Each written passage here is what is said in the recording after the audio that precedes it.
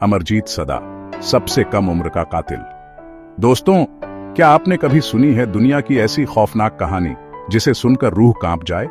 आज हम आपको बताएंगे बिहार के एक छोटे से गांव का वह बालक अमरजीत सदा, जिसने महज बालक अवस्था में 3 मासूमों की जान लेकर इतिहास रच दिया। 1998 में बिहार के मुसहर गांव में जन्मा अमरजीत एक गरीब मजदूर परिवार का बच्चा था। बचपन में चंचल और शांत दिखने वाला यह लड़का समय के साथ बदलने लगा और एक दिन उसने सारी दुनिया को हिला देने वाला खौफनाक चेहरा दिखा दिया। अमरजीत की पहली वारदात तब हुई जब वह केवल 7 साल का था। 2006 में उसने अपने ही परिवार की 6 साल की चचेरी बहन, चाचा की बेटी, की बेरहमी से हत्या कर दी। उसके माता पिता और रिश्तेदारों ने इस क्रूर घटना की खबर दबा दी और मामला बाहरी दुनिया से छुपा रहा। उसी वर्ष अपने घर की 8 महीने की ही छोटी बहन की भी उसने हत्या कर डाली। यह विश्वास करना मुश्किल था कि इतना छोटा सा बच्चा इतना खौफनाक कृत्य कर सकता है। इन 2 कातिलाना वारदातों की कोई सुनामी नहीं आई, लेकिन अगले साल 2007 में अमरजीत ने अपना तीसरा और सबसे भयंकर अपराध अंजाम दिया। पड़ोस की एक महिला की 6 महीने की बेटी खुशबू को लेकर वह स्कूल से घर लौटी मां के सामने गायब हो गई। पूजा पाठ के बीच जब किसी को कुछ नहीं मिला, तब पुलिस को सूचना दी गई। कुछ ही घंटों बाद छोटी खूसू की हत्या का रहस्य सुलझ गया।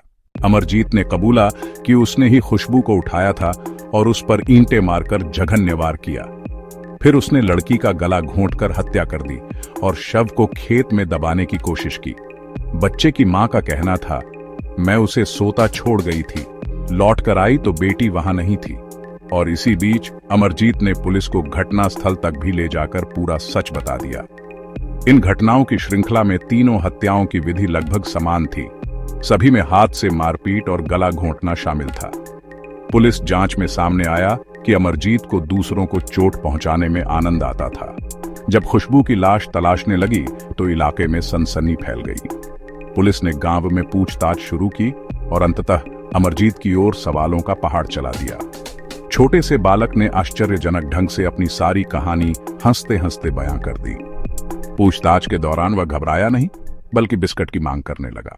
पूछताछ के बीच उसने स्वीकार किया कि वह छोटू को पकड़कर ईंटों से मारा और फिर गला घोंटकर हत्या कर दी थी।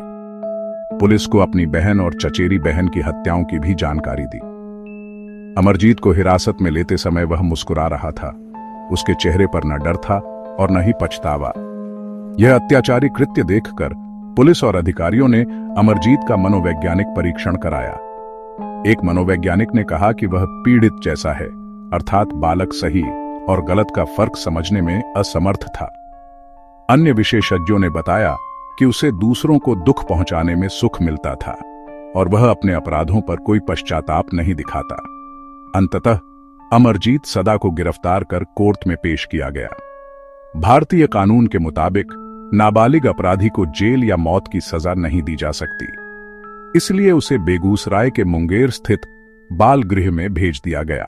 बताया जाता है कि वह बाल गृह में भी ज्यादातर इकलौती कमरे में था और 18 साल की उम्र पूरी करने के बाद 2016 में रिहा कर दिया गया।